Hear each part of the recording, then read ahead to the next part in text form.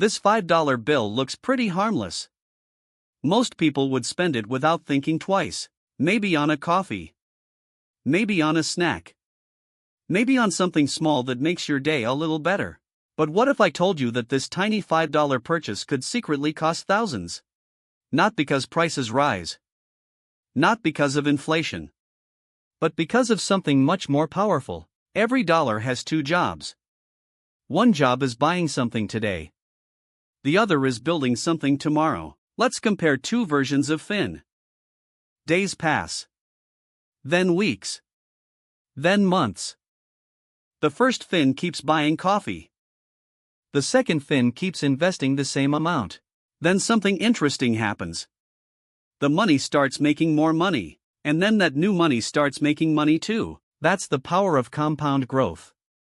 Small amounts become surprisingly large when given enough time.